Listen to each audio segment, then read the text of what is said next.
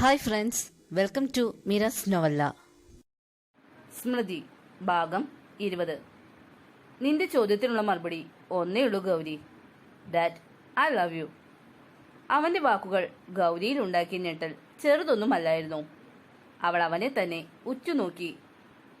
എനിക്ക് നിന്നെ ഇഷ്ടമാണ്. കണ്ണനും. കഴിഞ്ഞതൊന്നും എനിക്ക് ഓർമ്മയില്ല. നീ എനിക്ക് ആരായിരുന്നെന്നോ നമ്മൾ തമ്മിലുള്ള ഒരു നിമിഷം പോലും ഓർമ്മയില്ല. പക്ഷെ ഇപ്പോൾ എനിക്കെല്ലാം നീയാണ്. എന്റെ നെഞ്ചിൽ ഇപ്പോൾ നീയും എന്റെ കണ്ണനും മാത്രമേ ഉള്ളൂ. എന്ന്, എങ്ങനെ, എപ്പോൾ എന്നൊന്നും എനിക്കറിയില്ല. പക്ഷേ ഒന്നറിയാം, ഇന്ന് എന്റെ നെഞ്ച് നിറയെ നിന്നോടുള്ള പ്രണയമാണ്. നിന്നോടും മോനോടും ഒപ്പമുള്ള ജീവിതമാണ് ഇപ്പൊ ഞാൻ കാണുന്ന സ്വപ്നം. നീ പറഞ്ഞില്ലേ വേറെ കല്യാണം കഴിച്ച് കണ്ണന് അമ്മയെ കൊടുക്കണമെന്ന്. നിനക്ക് തോന്നുന്നുണ്ടോ കണ്ണനെ നീ നോക്കുന്ന പോലെ, നീ സ്നേഹിക്കുന്ന പോലെ സ്നേഹിക്കുവാൻ വേറെ ഒരാൾക്ക് പറ്റുമെന്ന്? ഇല്ല, ഒരിക്കലുമില്ല. ഇനി അങ്ങനെ ഒരാൾ വന്നാൽ തന്നെ കണ്ണൻ, നിനക്കുറപ്പുണ്ടോ അവൻ ആ പെണ്ണിനെ അമ്മയായി കാണുമെന്ന്? ഇല്ല, അവന് നീയാണ് അവന്റെ അമ്മ. അത് നിന്റെ സ്നേഹത്തിലൂടെ ആ കുഞ്ഞ് തന്ന സ്ഥാനമാണ്. നിനക്ക് എന്റെ ജീവിതത്തിലേക്ക് വന്നുകൂടെ ഗൗരി, എന്റെ ഭാര്യയായി, കണ്ണന്റെ അമ്മയായി. അത് പറയുമ്പോൾ അവന്റെ കണ്ണുകൾ നിറഞ്ഞിരുന്നു. എല്ലാം കേട്ട് ആകെ മരവിച്ച അവസ്ഥയിൽ ഇരിക്കുകയായിരുന്നു അപ്പോൾ ഗൗരി. അവന്റെ കണ്ണിലെ തന്നോടുള്ള പ്രണയം കണ്ടപ്പോൾ കൂടുതൽ നേരം അവന്റെ കണ്ണുകളെ നേരിടുവാൻ അവൾക്ക് കഴിയുമായിരുന്നില്ല. വ്യാസനോട് ഒന്നും പറയാതെ അവൾ കാറിൽ നിന്നും പെട്ടെന്നിറങ്ങി ഒരു ഓട്ടോ വിളിച്ച് അതിൽ കയറിപ്പോയി. അവളുടെ പോക്കും നോക്കി ഇരുന്ന വ്യാസ് സ്റ്റിയറിംഗിൽ തല ചേർത്ത് വെച്ച് കിടന്നു. അറിയാം ഗൗരി, നിനക്ക് പെട്ടെന്നൊന്നും ഞാൻ പറഞ്ഞത് സ്വീകരിക്കാൻ സാധിക്കില്ല എന്ന്. ഞാനും ഇതിപ്പോൾ പറയാൻ ഉദ്ദേശിച്ചിരുന്നതല്ല. എന്റെ പ്രണയം ഞാൻ പറയാതെ നീ അറിയണമെന്നാണ് കരുതിയത്. എന്നാൽ എന്റെ ഒപ്പം നിന്ന നിന്നെ സംശയത്തോടെ അവരൊക്കെ നോക്കുന്നത് കണ്ടപ്പോൾ, കുറ്റവാളികളെ പോലെ നീ തല താഴ്ത്തി നിൽക്കുന്നത് കണ്ടപ്പോൾ സഹിച്ചില്ല.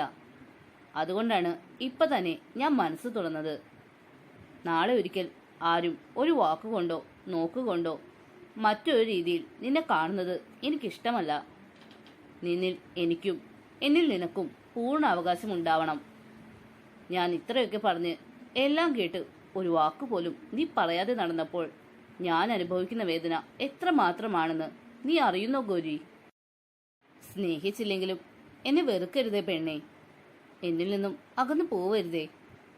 അത് എനിക്ക് മരണതുല്യമാണ്. നിന്നോടുള്ള പ്രണയം മനസ്സിൽ മൂടി വെച്ച് നിന്റെ സന്തോഷങ്ങൾ കാണുവാൻ ആഗ്രഹിക്കുന്നവനാണ് ഞാൻ. പക്ഷേ ഇനി നിന്നെ വിട്ടുകളയാൻ വയ്യടി. എനിക്ക് വേണം നിന്നെ. ഓരോന്നാലോചിച്ച് എത്രയോ സമയം ആ കാറിൽ വ്യാസിരുന്നു. വർഷങ്ങൾക്ക് മുന്നേ ഞാൻ കേൾക്കുവാൻ ഒരുപാട് ആഗ്രഹിച്ച കാര്യമാണ് വ്യാസ് നീ കുറച്ചു മുന്നേ എന്നോട് പറഞ്ഞത്. പക്ഷേ എനിക്ക് സന്തോഷിക്കാൻ കഴിയുന്നില്ല. അന്നത്തെ അവസ്ഥയല്ല ഇപ്പോൾ. എനിക്ക് ഇഷ്ടമായിരുന്നു നിന്നെ, എന്റെ ജീവന്റെ തുല്യം. ചിലപ്പോൾ നീ ഇപ്പോൾ എന്നെ സ്നേഹിക്കുന്നതിനേക്കാൾ കൂടുതൽ. അന്ന് പക്ഷേ നിന്റെ പ്രണയം ഞാനായിരുന്നില്ല, ഗീതു ആയിരുന്നു. അതറിഞ്ഞതു മുതൽ ഞാൻ നിന്റെ മനസ്സ് കല്ലാക്കി. നീ അവളുടെ ഭർത്താവായത് മുതൽ നിന്നെ തെറ്റായ കണ്ണിലൂടെ ഞാൻ കണ്ടിട്ടില്ല. ഇനി നിന്റെ ജീവിതത്തിലേക്ക് ഒരു തിരിച്ചുവരവില്ല വ്യാസ്. ഗീതു, അവൾ തന്നെയാണ് അതിന് കാരണം. എന്തുകൊണ്ടാണെന്ന് എനിക്കറിയില്ല. അവൾ നിന്റെ പ്രണയത്തെ അംഗീകരിച്ചത് മുതൽ എന്നെ നിങ്ങൾ രണ്ടുപേരുടെയും അടുത്ത് നിന്ന് അവൾ അകറ്റി നിർത്തിയിരുന്നു. പലപ്പോഴും അത് പറഞ്ഞ് നീയും അവള് വഴക്കിടുന്നത് ഞാൻ കണ്ടിട്ടുണ്ട്. അവൾക്ക് ഇഷ്ടമായിരുന്നില്ല നിങ്ങളുടെ കൂടെ ഞാനുണ്ടായിരുന്നത്. അതുകൊണ്ട് തന്നെയാണ് ഞാൻ നിങ്ങളെ വിട്ട് മാറിപ്പോയതും. ഇപ്പോൾ അവൾ ഈ ലോകത്ത് ഇല്ലെങ്കിലും അവൾക്ക് ഇഷ്ടമില്ലാത്തത് ചെയ്യുവാൻ എനിക്കാവില്ല. നിന്റെ ജീവിതത്തിലേക്ക് ഞാൻ വരുന്നത് അവൾക്ക് ഒരിക്കലും അംഗീകരിക്കാൻ കഴിയില്ല. അവളുടെ ആത്മാവ് അത് കണ്ട് സങ്കടപ്പെട്ടാൽ വയ്യ. അതുകൊണ്ടാണ് വ്യാസ് നീ അങ്ങനെ പറഞ്ഞപ്പോൾ എനിക്ക് തിരിച്ചൊന്നും പറയാൻ പറ്റാഞ്ഞത്. പക്ഷേ നിന്റെ കണ്ണുകളിൽ ഞാൻ കണ്ട പ്രണയം എങ്ങനെ കണ്ടില്ലെന്ന് നടിക്കാൻ എനിക്ക് സാധിക്കും?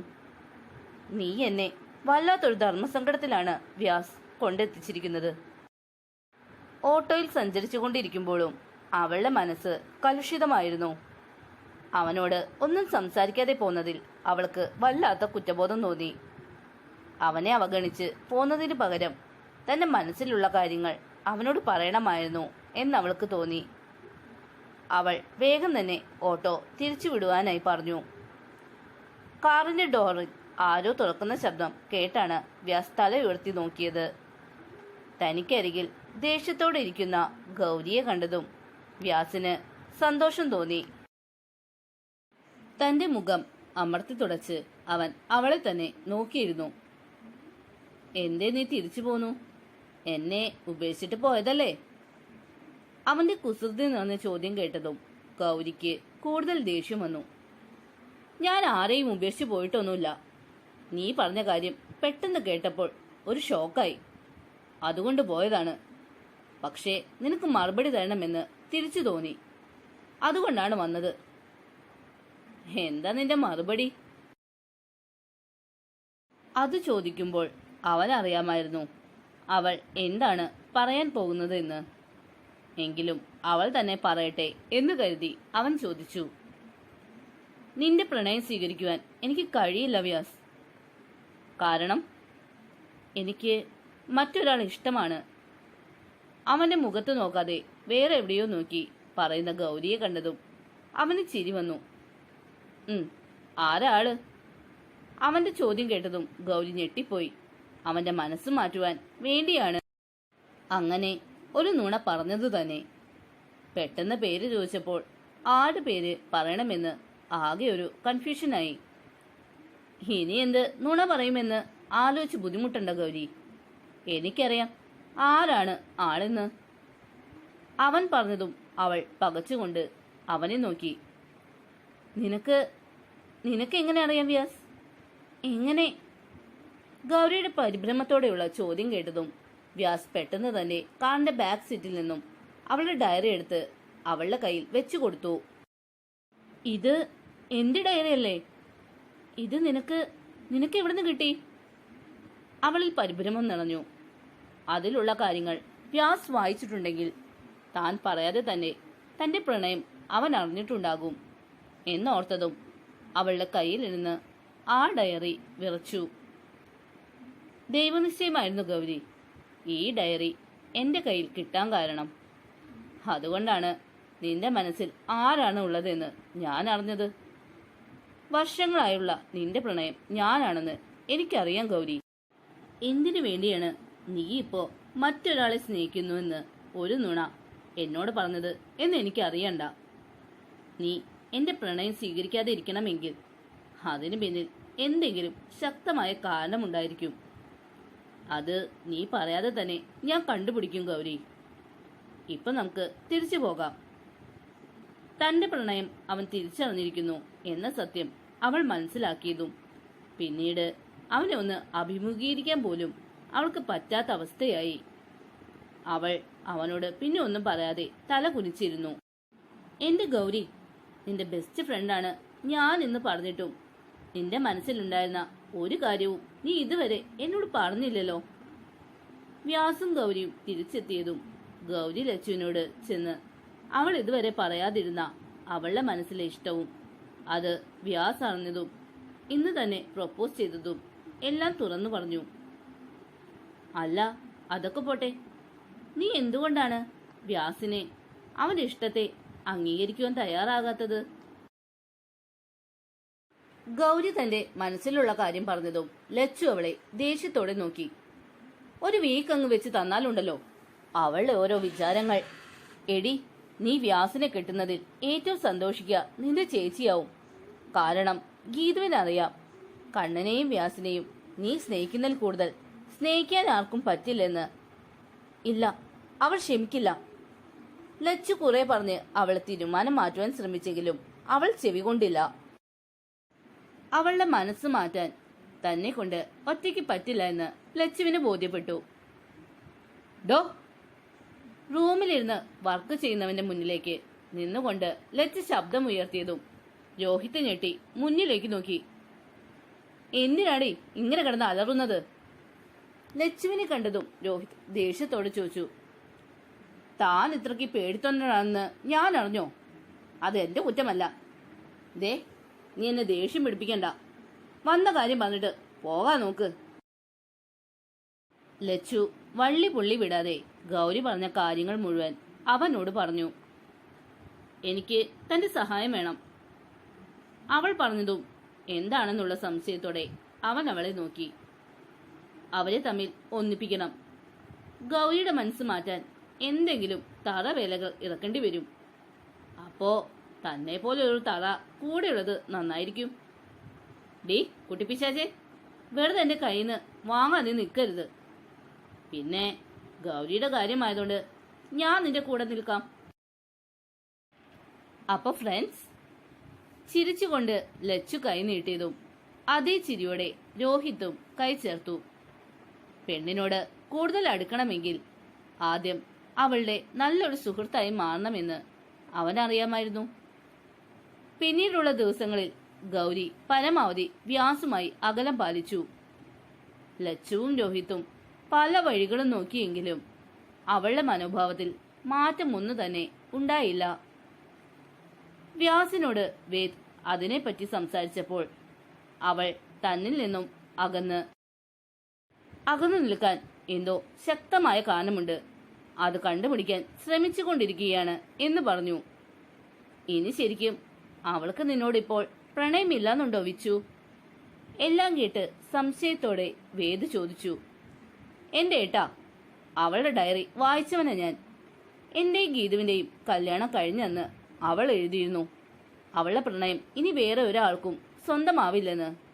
മാത്രമല്ല, ഇന്ന് എനിക്കിഷ്ടമാണെന്ന് പറഞ്ഞ സമയം ഒരു നിമിഷം എല്ലാം മറന്ന് അവളുടെ കണ്ണുകളിൽ എന്നോടുള്ള പ്രണയം ഞാൻ കണ്ടതാണ്. എന്നാ ഓക്കെ, അവളെ മനസ്സ് തുറപ്പിക്കാൻ ഒരു വഴിയുണ്ട്. എന്താ ഏട്ടാ?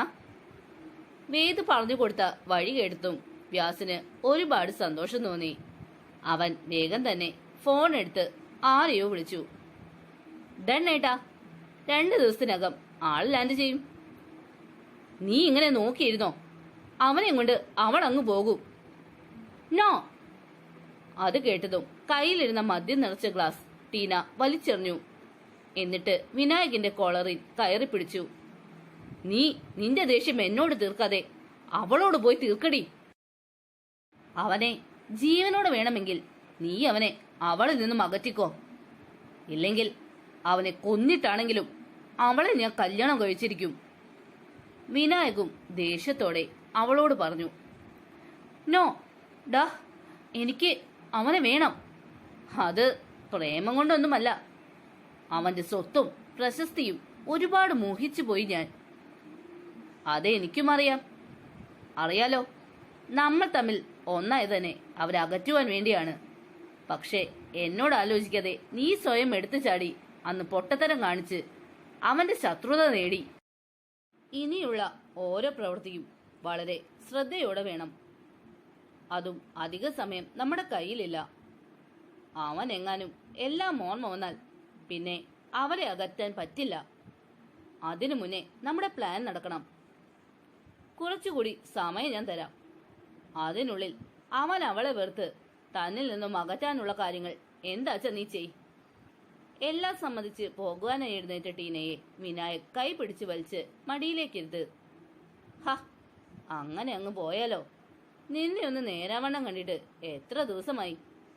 വഷളം ചിരിയോടെ അവൻ ചോദിച്ചതും അവൾ അവനെ കെട്ടിപ്പിടിച്ചു. അവളിലേക്ക് പടർന്നു കയറുമ്പോഴും അവന്റെ മനസ്സിൽ ഗൗരിയായിരുന്നു.